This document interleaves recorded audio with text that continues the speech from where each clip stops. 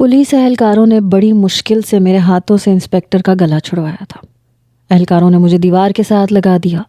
وہ انسپکٹر اب لمبے لمبے سانس اپنے گلے کو سہلانے لگا۔ کمینے، بڑی آگ ہے تیرے اندر، آج میں تیرا وہ حشر کروں گا کہ اس جیل کے در و دیوار تمہاری چیخوں سے گونج اٹھیں گے۔ جو کچھ میں نے اس کے ساتھ کیا تھا وہ میرے ساتھ کیا کر سکتا تھا میں اچھے سے جانتا تھا۔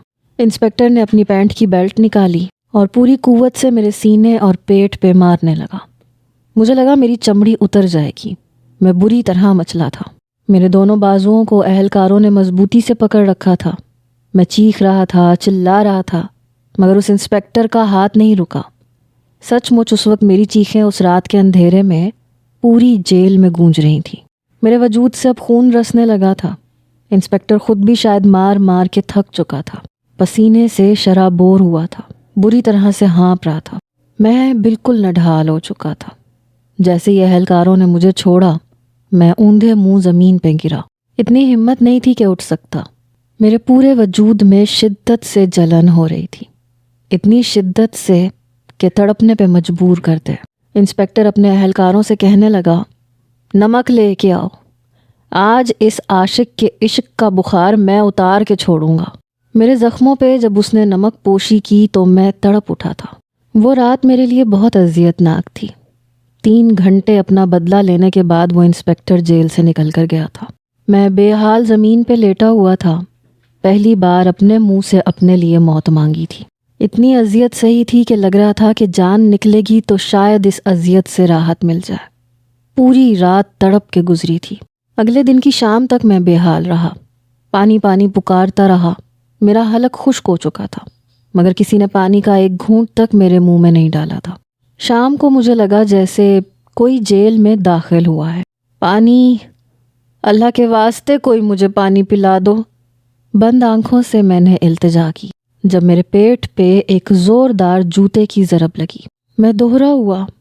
میں نے بمشکل آنکھیں کھولیں تو مجھے مارنے والا احمر تھا۔ مجھے دیکھ کے وہ جھکا، میرے بالوں کو اپنے ہاتھ سے جکڑا۔ پیاس لگی ہے تمہیں؟ پانی پینا ہے؟ میں دیتا ہوں نا تمہیں پانی۔ آخر ہم اچھے دوست بھی تو ہیں نا ابراہیم، دوستی پر اتنا احسان تو میں کر سکتا ہوں۔ اس نے سامنے رکھے پانی کے گھڑے سے ایک گلاس پانی نکالا اور میرے منہ پہ گرانے لگا اور کہنے لگا، پیو پیو نا، پانی کیوں نہیں پی رہے؟ پانی پیو ابراہیم۔ میں نے اپنا رخ بدلا تھا، میری آنکھوں سے آنسو بہے تھے۔ بعض اوقات ہم دوست کی صورت اپنی ہی آستین میں سانپ پال رہے ہوتے ہیں اور ہمیں پتہ اس وقت چلتا ہے جب وہ ہمیں ڈس چکا ہوتا ہے۔ احمر بھی ایک ایسا ہی سانپ تھا۔ پانی میرے منہ پہ ڈالنے لگا، پھر کہنے لگا، میں نے شادی کی ڈیٹ اور بھی قریب کر دی ہے۔ اگلے ہفتے میری شادی ہے عرفہ سے، اور اس کے بعد تم آزاد ہو جاؤ گے، مگر اذیت ڈبل ہو جائے گی، کیونکہ پھر تکلیف عرفہ کو ملے گی اور تڑپو گے تم ابراہیم، اور جو تڑپ وہ ہوگی، اس کا تو مزہ ہی الگ ہوگا۔ کیوں، سچ کہہ رہا ہوں نا؟ میں اس وقت بالکل نڈھال تھا۔ میں نے بمشکل اسے کہا کہ تم نے جو کچھ کرنا ہے احمر میرے ساتھ کر لو، خدا کے لیے، عرفہ بے قصور ہے، معصوم ہے، اسے چھوڑ دو، اسے کچھ مت کہنا، اسے کوئی تکلیف نہ دینا پلیز۔ میں پہلی بار منت کرتے ہوئے اس کمینے کے شوز پہ ہاتھ رکھ چکا تھا۔ میں تمہارے پاؤں پڑتا ہوں، عرفہ کو چھوڑ دو۔ میری آنکھوں سے آنسو بہہ رہے تھے، مگر وہ کہنے لگا، ابھی تو بہت کچھ مجھے تم سے چھیننا ہے ابراہیم، اور اس کے لیے عرفہ سے شادی کرنا بہت ضروری ہے۔ یہ کہہ کے وہ چلا گیا۔ 8 دن مجھ سے کسی کو ملنے نہیں دیا گیا۔ میرے والد مجھ سے ملنا چاہتے تھے، وکیل بھی کروا چکے تھے، شاید ان کا خون جوش مار گیا تھا، لیکن مجھ سے کسی کو ملنے نہیں دیا گیا۔ مجھے کھانا بس اتنا دیا جاتا تھا کہ میں زندہ رہ سکوں۔ جس دن عرفہ کی احمر سے شادی تھی، میں نے اس انسپکٹر کی بڑی منتیں کی کہ مجھے جانے دے، بس ایک بار مجھے عرفہ کو بچانے دے، مگر اس نے مجھے نہیں چھوڑا۔ اس پوری رات مجھے ایک پل چین نہیں آیا۔ آنکھیں بند کرتا تھا تو عرفہ کی سسکیاں سنائی دیتی تھیں، دل یکبارگی سے دھڑکنے لگتا تھا۔ اپنی بے بسی پر میں پھوٹ پھوٹ کے رو رہا تھا، اپنے آپ کو مار رہا تھا۔ کبھی سلاخوں کو پکڑ کے انہیں توڑنے کی کوشش کرنے لگتا، کبھی اپنا سر ان سلاخوں پہ مارنے لگتا۔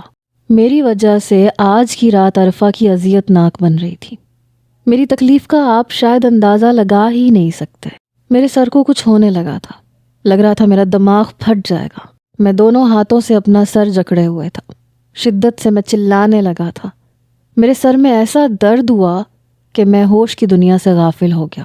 جب ہوش آیا تو خود کو ہاسپٹل میں پایا۔ میرے والد، میری خالہ دونوں وہاں موجود تھے۔ نرسوں کی اور ڈاکٹرز کی باتوں سے اندازہ ہوا کہ میرا نروس بریک ڈاؤن ہوا تھا۔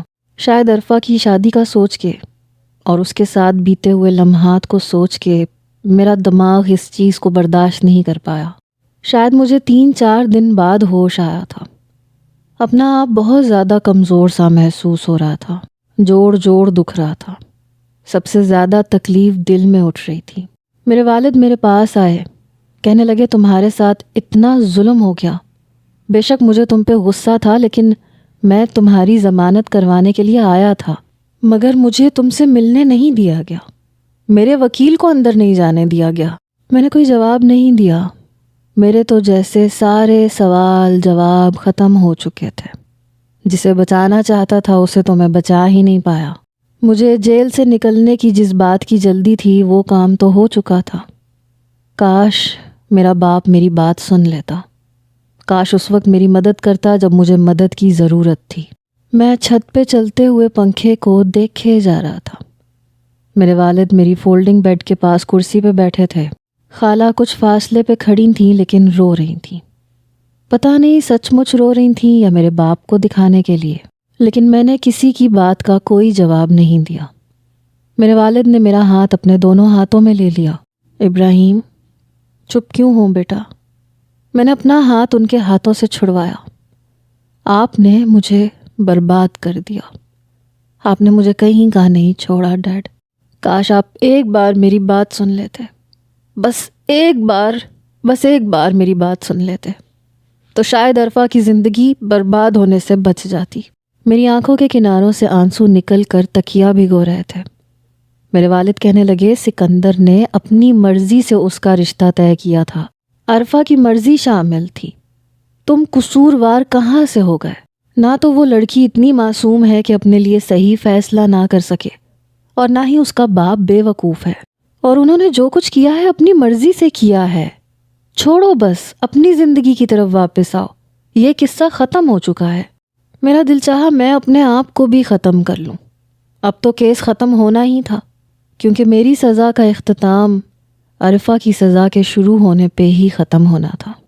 میرا باپ نہیں جانتا تھا کہ جو سزا مجھے اب احمر نے دی ہے وہ کتنی اذیت ناک ہے۔ جسمانی تکلیف تو شاید وقت کے ساتھ ساتھ دور ہو جاتی ہے، لیکن اگر عرفہ کو کچھ ہو جاتا تو عمر بھر اس کا زخم نہیں بھرتا۔ میری ہاسپٹل سے چھٹی ہو چکی تھی، میں گھر آ گیا، اپنے آپ کو کمرے تک محدود کر لیا۔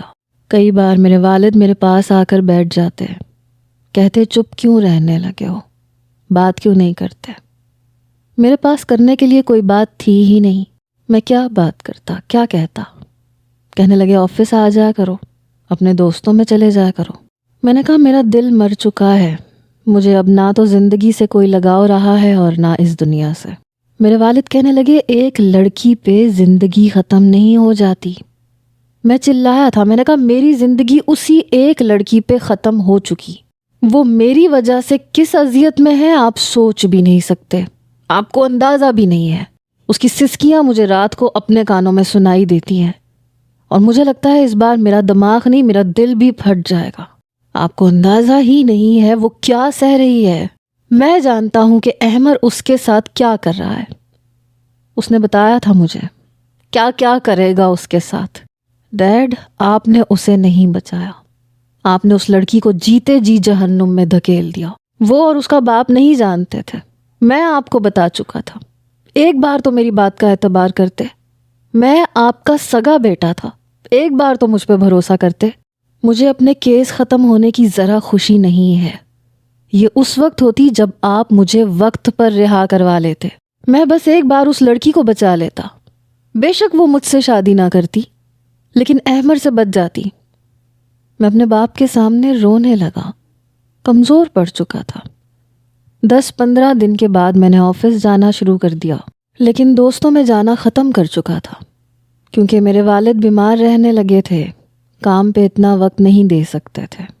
اپنے لیے نہ صحیح لیکن ان کے لیے تو کام کرنا ہی تھا۔ 1 مہینے بعد میرے موبائل پہ احمر کی کال آئی۔ اس کا نمبر دیکھتے ہی میں نے فون اٹھایا۔ ہیلو، میری آواز میں بے چینی تھی۔ وہ کہنے لگا کیسے ہو تم؟ یقیناً فرسٹ کلاس ہوگے۔ میں نے کہا مجھے کال کیوں کیا ہے؟ کہنے لگا تمہیں کیا لگا میرے نمبر سے تمہیں عرفہ کال کرے گی؟ تبھی تم نے پہلی بیل پہ اٹھا لیا۔ پھر ہنسنے لگا، کہنے لگا تمہارے واٹس ایپ پہ ایک ویڈیو بھیج رہا ہوں، بہت بے چین ہوگے نا تم اپنی عرفہ کو دیکھنے کے لیے۔ اب میں اتنا بھی ظالم نہیں ہوں کہ مجھے اپنے دوست کی پرواہ نہ ہو، آخر کو میری بیوی کے عاشق ہو، اتنا حق تو بنتا ہے کہ اپنی محبوبہ کو دیکھو کہ وہ شادی کے بعد کس حال میں ہے، کیونکہ وہ جس حال میں ہے وجہ تم ہو۔ اس نے فون بند کر دیا۔ میرا دل میرے قابو سے باہر تھا۔ میں اسے دیکھنا چاہتا تھا لیکن جس حال میں وہ مجھے دکھانا چاہ رہا تھا میری ہمت نہیں پڑ رہی تھی۔ میرے واٹس ایپ پہ ویڈیو آئی ہوئی تھی لیکن میری ہمت نہیں ہو رہی تھی کہ میں اسے کھولوں۔ میں نے موبائل ایک طرف رکھ دیا لیکن میری بے چینی عروج پہ تھی۔ جب خود پہ اختیار نہیں رہا تو میں نے ویڈیو کھول کے دیکھی۔ میرا دل دھڑکنا بھول گیا۔ 1 مہینے میں اس کی رنگت پیلی پڑ چکی تھی، آنکھوں کے گرد ہلکے تھے۔ خدا کے لیے احمر چھوڑو مجھے۔ احمر نے اس کا بازو سختی سے پکڑ رکھا تھا۔ کیا بگاڑا ہے میں نے تمہارا، اور یہ ویڈیو کیوں بنا رہے ہو میری؟ کہنے لگا تمہیں نہیں پتا کیوں بنا رہا ہوں؟ تمہارے عاشق کو بھیجنا چاہتا ہوں، بیچارہ تمہیں دیکھنا چاہتا ہوگا نا۔ وہ کہنے لگی اگر مجھے اس سے محبت ہوتی تو شادی تم سے کبھی نہ کرتی۔ 100 بار کہہ چکی ہوں کہ اگر تم نے یہی سب کچھ کرنا تھا تو مجھ سے شادی نہ کرتے۔ کہاں قید کر رکھا ہے تم نے مجھے اپنے بابا کے پاس جانا ہے۔ اس کا یہ کہنا تھا کہ احمر نے اسے بیڈ پہ دھکا دیا۔ بکواس بند کرو اپنی، بھول جاؤ کہ تمہارا باپ دوبارہ تمہیں دیکھ بھی سکے گا۔ جہاں میں نے تمہیں لا کے پھینکا ہے نا عرفہ، کوئی بھی تمہارے تک نہیں پہنچ سکتا۔ وہ رونے لگی۔ میں اپنی کرسی پہ سے کھڑا ہو گیا کیونکہ احمر نے اس کے بالوں کو پکڑ رکھا تھا۔ وہ کراہنے لگی، چھوڑو میرے بال، انسان ہو یا جانور۔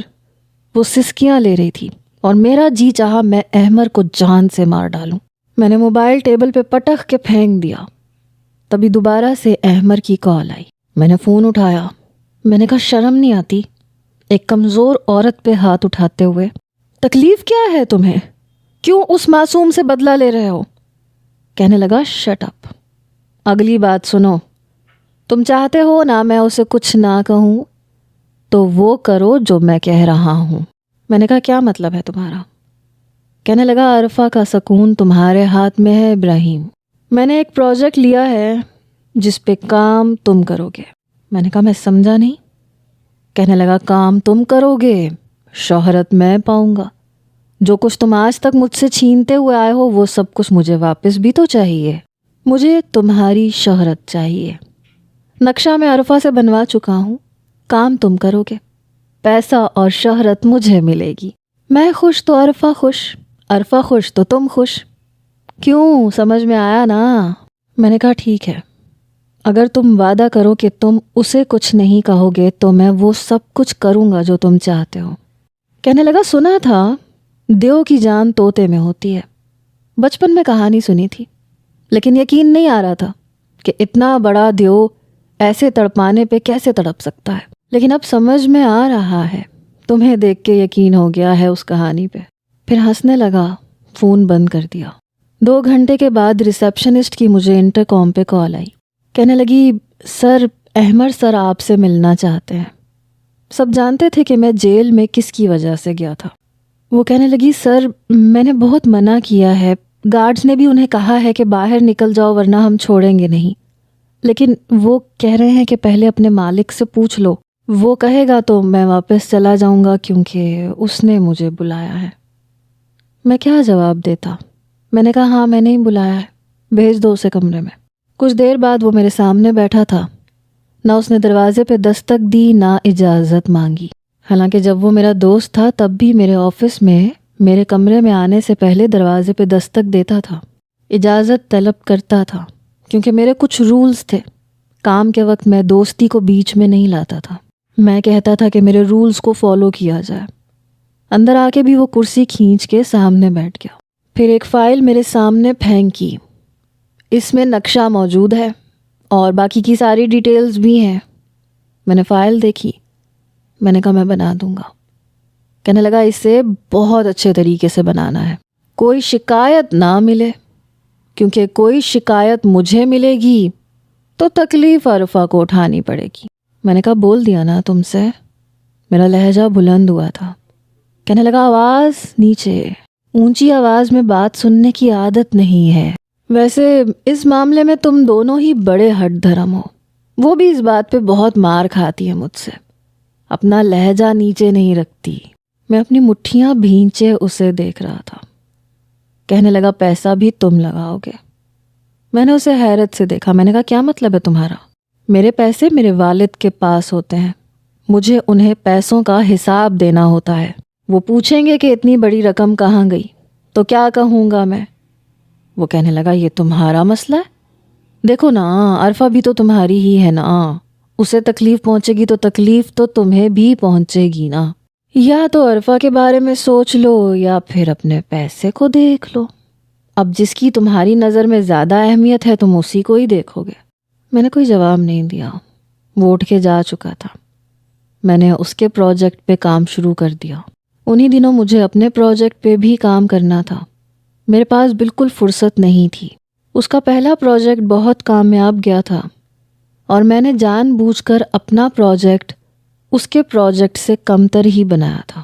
چاہتا تو میں اس سے بھی اچھا بنا سکتا تھا، لیکن یہ بات شاید احمر سے برداشت نہ ہوتی۔ بہت بڑی پارٹی رکھی تھی اس نے، مجھے بھی بلایا تھا، کہنے لگا آنا ضرور۔ جب میں گیا تو سامنے عرفہ کو اس کے ساتھ دیکھ کے میرا دل کند چھری سے کٹا تھا۔ ساڑی میں ملبوس تھی لیکن چہرے پہ رونق نہیں تھی، اپنے والد کے کندھے سے لگی ہوئی تھی، آنسو بار بار صاف کر رہی تھی۔ سکندر انکل کہہ رہے تھے جب سے شادی ہوئی ہے تو ملنے ہی نہیں آئی۔ احمر کہنے لگا آپ کی بیٹی کا میرے بغیر دل ہی نہیں لگتا، کئی بار اس سے کہہ چکا ہوں کہ چلو تمہیں تمہارے میکے چھوڑ دوں تو کہتی ہے نہیں آپ کے بغیر میرا دل نہیں لگتا، اور زندگی کے 22-23 سال اپنے ماں باپ کے ساتھ ہی تو گزارے ہیں۔ عرفہ کہنے لگی احمر ٹھیک کہہ رہے ہیں بابا، میں بہت خوش ہوں۔ میں قصداً احمر کے پاس نہیں گیا تھا، ہمت ہی نہیں تھی عرفہ سے سامنا کرنے کی۔ میں وہاں موجود دوسرے لوگوں سے ملتا رہا جب ایک دم مجھے ایسے لگا جیسے کسی نے میرے کندھے پہ ہاتھ رکھا ہے۔ میں نے پلٹ کے دیکھا تو احمر مسکرا رہا تھا، میرا ہاتھ پکڑ کے مجھے عرفہ کے پاس لے گیا، پھر میرا ہاتھ چھوڑ دیا۔ عرفہ شاید کسی سے بات کر رہی تھی، جب احمر نے اس کا بازو پکڑ کے اسے اپنے ساتھ کھڑا کیا تو وہ بری طرح سے ہڑبڑائی۔ سویٹ ہارٹ، ان سے ملو، یہ ہے ابراہیم حمدان۔ اس نے ایک نظر میری طرف دیکھا اور اپنا رخ بدل لیا۔ کہنے لگی احمر مجھے اپنی امی کے پاس جانا ہے۔ کہنے لگا ارے ایسے کیسے، میرا دوست ہے، ہاتھ ملاؤ اس سے۔ میں نے کہا نہیں اس کی ضرورت نہیں ہے۔ احمر کہنے لگا ضرورت کیوں نہیں ہے؟ دیکھو میں ایسے مردوں میں سے نہیں ہوں جو بیویوں کی پرانی دوستیوں پہ اعتراض کرتے ہوں۔ کم آن عرفہ، ہاتھ ملاؤ ابراہیم سے۔ لیکن اس نے میری طرف ہاتھ نہیں بڑھایا، نہ میں نے بڑھایا۔ میں نے دیکھا کہ احمر نے عرفہ کا بازو بڑی زور سے پکڑ رکھا تھا، ایک سسکاری سی اس کے منہ سے نکلی تھی۔ اس نے اتنے اونچے لہجے میں کہا کہ میں صاف طور پہ سن سکتا تھا۔ میں نے بمشکل اپنے آپ پہ ضبط باندھا۔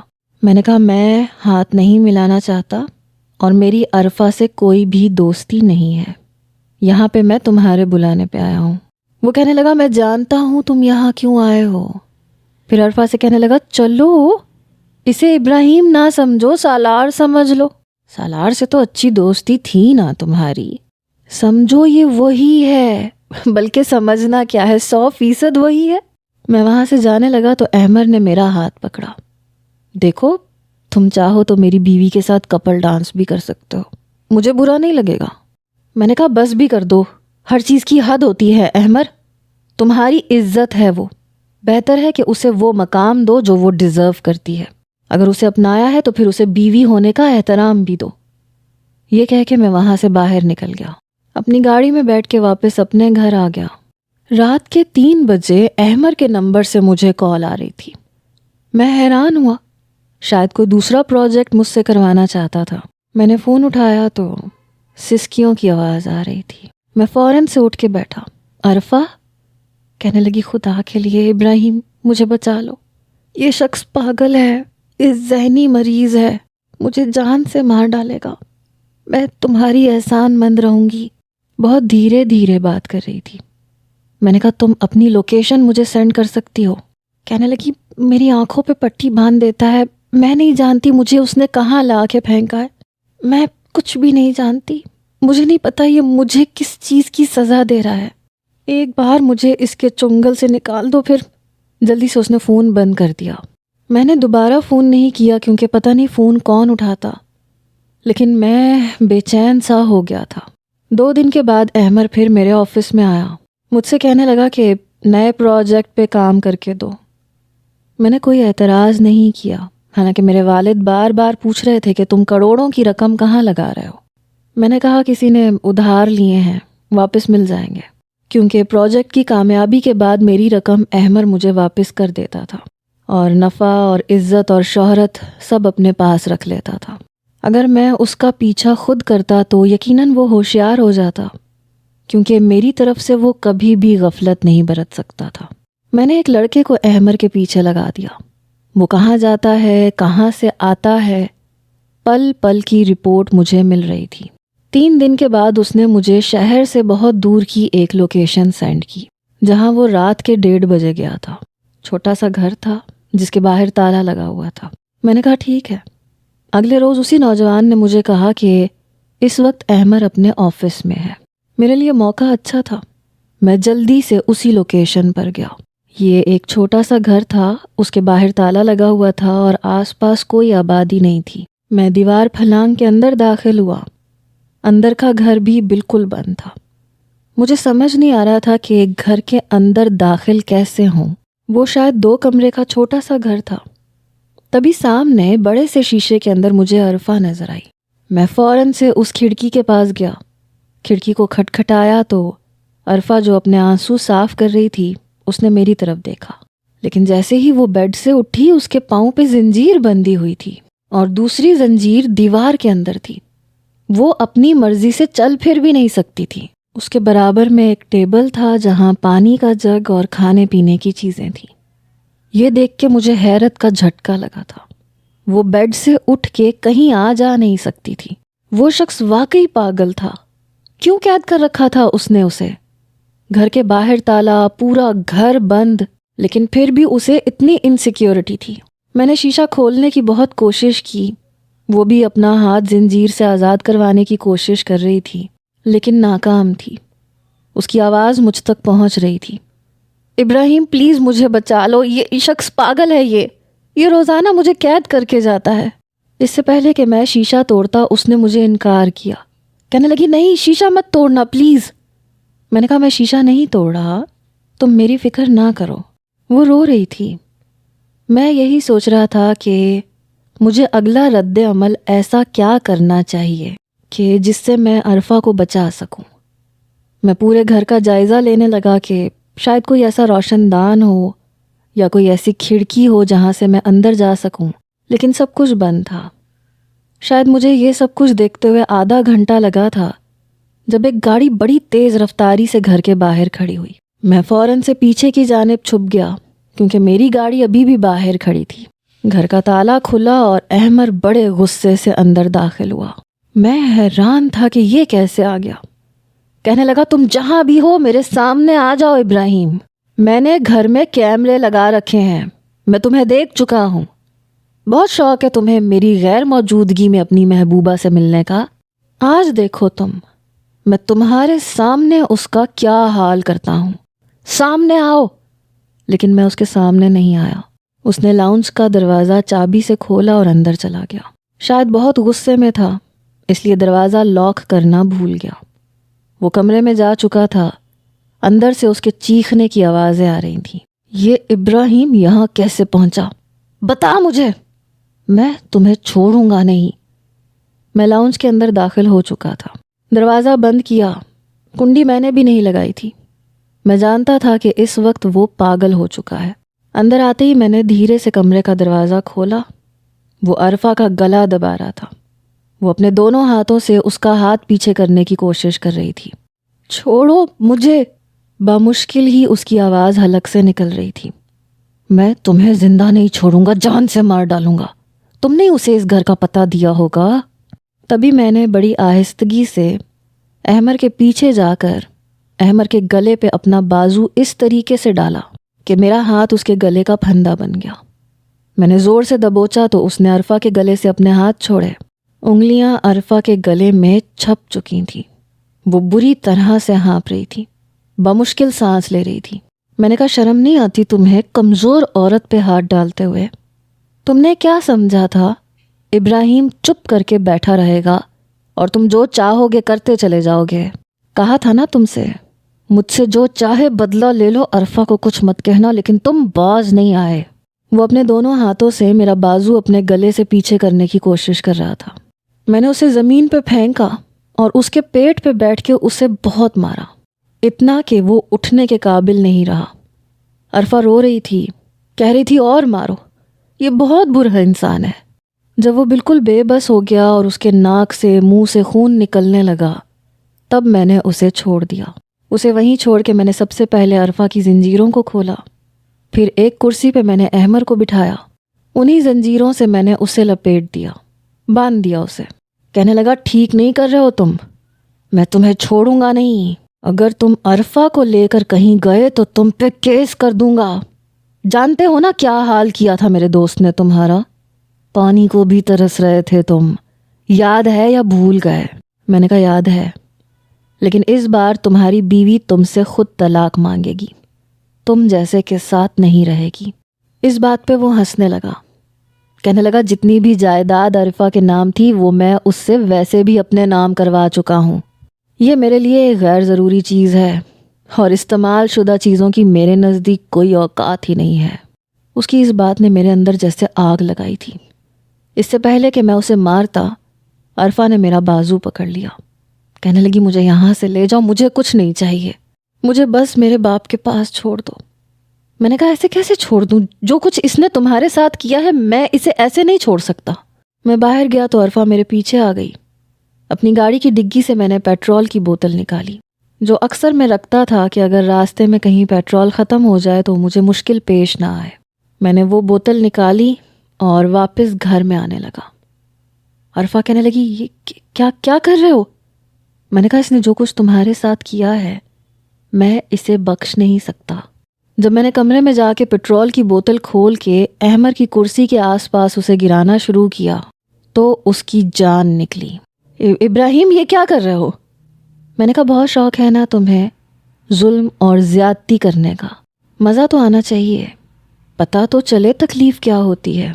کہنے لگا نہیں دیکھو تم چاہتے ہو میں عرفہ کو ابھی طلاق دے دیتا ہوں، لیکن دیکھو مجھے ہاتھ مت لگانا۔ میں نے کہا وہ تو تم ویسے بھی دو گے، اس کے لیے مجھے تمہاری منت سماجت کرنے کی ضرورت ہی نہیں ہے۔ زندہ بچ گئے تو خلا مل جائے گی، مر گئے تو۔ جیسے ہی میں نے جیب سے لائٹر نکالا اس کا چیخنا چلانا بلند ہوا، لیکن آگ لگانے سے پہلے میں نے احمر کے موبائل سے اس کے اسی انسپیکٹر دوست کو کال کی۔ احمر سے کہا کہ بلاؤ اسے اپنی مدد کے لیے، اور اگر میرا نام لیا تو جانتے ہو نا میں تمہارے ساتھ کیا کر سکتا ہوں۔ میں نے فون احمر کے کان پہ لگایا۔ اس نے اپنے انسپیکٹر دوست سے کہا مجھے بچا لو، میرے گھر میں آگ لگ گئی ہے، میں جل جاؤں گا۔ وہ کہنے لگا اپنے گھر کا ایڈریس دو، میں ابھی آتا ہوں۔ احمر نے اسے ایڈریس بتا دیا۔ میں نے فون پکڑا اور زمین پر پھینک کے زور سے پاؤں مار کے توڑ دیا، ساتھ ہی لائٹر جلا کر اسی پیٹرول پہ پھینک دیا۔ چاروں طرف آگ لگ چکی تھی۔ میں نے عرفہ کا ہاتھ پکڑا اور اسے باہر لے آیا، اسے گاڑی میں بٹھا دیا۔ وہ چپ چاپ گاڑی میں بیٹھ گئی۔ اس کی رنگت ابھی بھی زرد تھی، لگتا تھا کہ خون کا ایک قطرہ بھی اس کے اندر باقی نہ بچا ہو، لیکن کھڑکی سے باہر دیکھ رہی تھی۔ میں نے موبائل پر پولیس اسٹیشن فون کیا۔ میں نے کہا انسپیکٹر افضل نے اپنے دوست احمر کو جلا دیا ہے، اس وقت وہ اس کے گھر پہ موجود ہے، آپ اسے جا کے گرفتار کر سکتے ہیں۔ یہ سن کر عرفہ نے میری طرف دیکھا۔ میں نے فون بند کر دیا۔ کہنے لگی تم نے انسپکٹر پہ جھوٹا الزام کیوں لگایا ہے؟ میں نے کہا اس لیے کیونکہ مجھ پہ بھی جھوٹا الزام لگایا گیا تھا، ایک پلان کے مطابق مجھے پھنسایا گیا تھا۔ اس نے گہری سانس لی۔ کہنے لگی ہاں سب جانتی ہوں میں نے حیرت سے عرفہ کی طرف دیکھا۔ میں نے کہا تم جانتی تھی تو پھر احمد سے شادی کیوں کی؟ کہنے لگی شادی سے پہلے نہیں جانتی تھی، شادی کے بعد احمد نے خود مجھے سب کچھ بتا دیا تھا کہ اس نے تمہارے ساتھ کیا کیا ہے اور میرے ساتھ کیا کیا ہے۔ غلطی شاید یہ تھی کہ ہم نے کبھی ایک دوسرے سے پوچھنے کی زحمت نہیں کی، کبھی بات کو کلیئر ہی نہیں کیا۔ پھر جس طرح کا وائس میسج میں نے سنا تھا، تمہارے بارے میں صرف میں غلط ہی سوچ سکتی تھی۔ میں سمجھ نہیں پائی کہ یہ احمد کی چال ہے، لیکن مجھے اب تم سے کوئی شکایت نہیں ہے۔ تمہارا بہت شکریہ، تم بس مجھے میرے گھر تک چھوڑ دو۔ میں نے اسے اس کے بنگلے کے باہر اتار دیا۔ وہ تیز تیز قدم اٹھاتی ہوئی اپنے گھر میں چلی گئی۔ دوسرے دن یہ خبر آگ کی طرح پھیلی تھی۔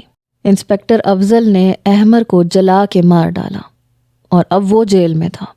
چلا چلا کے کہہ رہا تھا کہ احمد نے مجھے خود بلایا تھا، میں اس کی مدد کو گیا تھا، میں نے اسے جلا کر نہیں مارا۔ لیکن اس کی بات پہ کسی نے بھی بھروسہ نہیں کیا، کیونکہ اس وقت پیسہ میرے ہاتھ میں تھا، اور جس کے پاس پیسہ ہوگا راج بھی اسی کا ہوتا ہے۔ پہلے وہ میری بے بسی کا تماشا دیکھتا رہا، آج میری باری تھی۔ عرفہ کو میں نے آزادی دلا دی تھی۔ اس کی عدت کا وقت میں نے بڑی خاموشی سے گزارا، لیکن جیسے ہی اس کی عدت ختم ہوئی اس نے اپنے والد کا آفس جوائن کر لیا۔ میں نے اسے کئی فون کیے لیکن میرا نمبر دیکھ کے فون کاٹ دیتی تھی، بس ایک میسج کرتی تھی کہ مجھے تم سے کوئی رابطہ نہیں رکھنا، بس تمہارا یہ احسان کافی ہے کہ تم نے مجھے میرے باپ کے گھر پہنچا دیا۔ میں نے کہا ایک بار میری بات سن لو، تم پھر سے وہی غلطی کر رہی ہو۔ شروع سے اب تک میں نے صرف تم سے یہ کہا کہ ایک بار، بس ایک بار میری بات سن لو، پر تم نے نہیں سنی۔ مجھے کبھی ایک موقع نہیں دیا کہ میں ابراہیم کی حیثیت سے تمہارے سامنے بیٹھ کے تم سے بات کر سکوں۔ کہنے لگی میں جانتی ہوں تم کیا کہنا چاہتے ہو ابراہیم، تم اچھے بھی ہو تب بھی میں اپنی زندگی میں کسی دوسرے مرد کو نہیں لانا چاہتی۔ پلیز میں اپنی زندگی کو پھر سے کسی نئے امتحان میں نہیں ڈالنا چاہتی۔ مجھے مرد ذات سے نفرت ہے اور مرد کی قربت سے اس سے زیادہ نفرت ہے۔ میں تمہیں کچھ نہیں دے سکتی، اس لیے بہتر ہے کہ تم میرا پیچھا چھوڑ دو۔ عرفہ سے بات کرنا ہی بیکار تھا، اس لیے میں نے سکندر انکل سے بات کی کہ وہ جیسے چاہیں اسے منائے۔ میں نہیں چاہتا کہ وہ اپنی ساری زندگی یوں گزار دے۔ انہوں نے مجھ سے وعدہ کیا تھا کہ وہ عرفہ کو منا لیں گے۔ شاید باپ کے واسطوں اور آنسوؤں کے سامنے وہ بے بس ہوئی۔ ایک ہفتے کے بعد مجھے سکندر انکل کی کال آئی کہ تم اپنے والدین کے ساتھ آ جاؤ، میں سادگی سے عرفہ کا نکاح تم سے کر دیتا ہوں۔ میں اپنے والدین کے ساتھ گیا، سادگی سے ہی ہمارا نکاح ہوا۔ رخصتی کے وقت وہ اپنے والد کے ساتھ لگ کے رو رہی تھی لیکن بولی کچھ نہیں۔ گاڑی میں بھی بیٹھی روتی رہی۔ میری خالہ اسے تسلی دے رہی تھیں کہ کیا ہوا، پریشان مت ہو، ابراہیم تم سے بہت محبت کرتا ہے، تمہارا بہت خیال رکھے گا۔ لیکن اس نے کوئی جواب نہیں دیا۔ کچھ ہی دیر میں اسے میرے کمرے میں بٹھا دیا گیا۔ عجیب سی شادی تھی، ہمارے دل میں نہ تو جذبات نے کروٹ لی تھی نہ ہی کوئی خوشی تھی، حالانکہ وہ میری محبت تھی۔ اس کو پانے کے لیے میں نے کیا کچھ جتن نہیں کیے تھے، لیکن جس طرح سے وہ مجھے مل رہی تھی میری آزمائش شاید ختم نہیں ہوئی تھی۔ میں کمرے میں گیا تو وہ سادہ سے لباس میں بیٹھی تھی۔ کہنے لگی تم نے اچھا نہیں کیا، تم کیا سمجھتے ہو میں تمہیں خوشیاں دے سکتی ہوں؟ میں نے کہا خوشیاں مانگی کس نے ہیں؟ مجھے تم سے کچھ نہیں چاہیے عرفہ، میرے ساتھ کی وجہ سے پہلے ہی بہت تکلیفیں مل چکی ہیں تمہیں، بہت شرمندہ ہوں میں تمہارے سامنے، اس لیے میں مزید کوئی بھی تکلیف تمہیں نہیں دوں گا۔ میں نے تکیہ اٹھایا اور صوفے پہ رکھ کے لیٹ گیا۔ کچھ دیر وہ مجھے دیکھتی رہی، پھر ایک گہری سانس لے کے بیڈ پہ لیٹ گئی۔ کہنے لگی ساری غلطی تمہاری تو نہیں تھی، خواہ مخواہ تم نے یہ سب کیا، مجھے تم سے کوئی شکایت نہیں تھی، تم کسی اور لڑکی سے بھی شادی کر سکتے تھے۔ میں نے کہا میرے دل میں کسی اور کی گنجائش ہی نہیں تھی تو زندگی میں کیسے کسی اور کو لے آتا۔ یہ کہہ کے میں آنکھیں بند کر چکا تھا۔ بہرحال 15-20 دن گزر گئے تھے۔ ہمارے درمیان خاموشی ٹوٹنے کا نام ہی نہیں لیتی تھی، یا شاید ہم دونوں یہ سمجھ نہیں پا رہے تھے کہ پہل کون کرے گا۔ مجھ میں ہمت ہی نہیں تھی کہ میں پہل کرتا، کیونکہ اس کے ساتھ جو کچھ ہوا تھا اس کا ذمہ دار میں تھا، اور وہ بھی آگے قدم نہیں بڑھا پا رہی تھی، یا شاید بڑھانا نہیں چاہتی تھی۔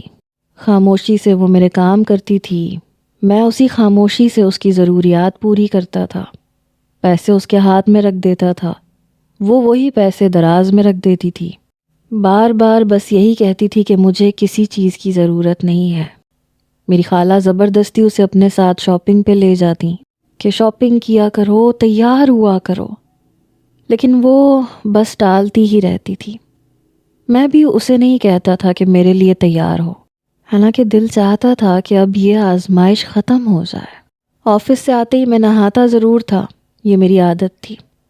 شاید میں آفس سے کچھ جلدی آ گیا تھا، سیدھا اپنے کمرے میں آیا، اپنی شرٹ اتار کے بیڈ پہ پھینکی۔ جیسے ہی واش روم میں جانے لگا تو دروازہ خود بخود کھلا۔ ایک دم عرفہ باہر آئی، وہ بھی نہا کے باہر آئی تھی، سر پہ ٹاول بندھا ہوا تھا۔ مجھے دیکھ کے ٹھٹک کے وہیں رک گئی۔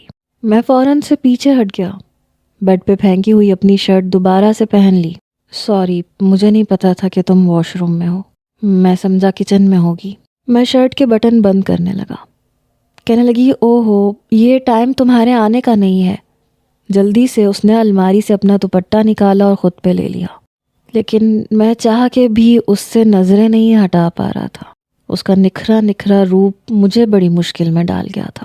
وہ کمرے سے چلی گئی، لیکن اس کی مہک اسی کمرے میں میری سانسوں کو مہکا چکی تھی۔ جب تک میں نہا کے باہر آیا کھانا لگ چکا تھا۔ کھانا ہم لوگ ساتھ ہی بیٹھ کے کھاتے تھے۔ میرے والد کہنے لگے تم لوگوں کی شادی کو 1 مہینہ گزر گیا ہے، کہیں گھومنے پھرنے کا پلان نہیں بنایا ابھی تک؟ عرفہ چپ چاپ کھانا کھا رہی تھی۔ میں نے کہا نہیں ڈیڈ، وہ کچھ پروجیکٹس ہیں، میں چاہ رہا تھا پہلے انہیں نمٹا لوں۔ میرے والد کہنے لگے وہ تو کبھی بھی ختم نہیں ہوں گے، میں دیکھ لوں گا، اب میری طبیعت کافی بہتر ہے۔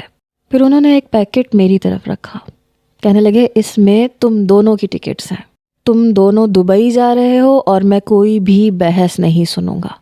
عرفہ نے میری طرف دیکھا، پھر چپ چاپ کھانا کھانے لگی۔ میں نے کہا ڈیڈ آپ جانتے ہیں ابھی میں کام میں اتنا بیزی ہوں، اور جانا ہوگا تو میں خود بھی ٹکٹ خرید سکتا ہوں۔ ڈیڈ کہنے لگے یہ میری طرف سے تحفہ ہے اور میں انکار نہیں سنوں گا۔ عرفہ بیٹا تم تیاری کر لینا۔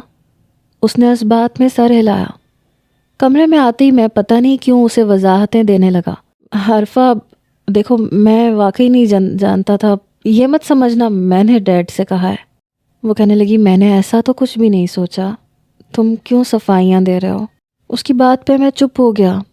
میں اندر سے بہت ڈر چکا تھا، پہلے اتنے جھوٹ بول چکا تھا کہ ابھی بھی ایسے لگتا تھا کہ شاید وہ میرے بارے میں بدگمان ہوگی۔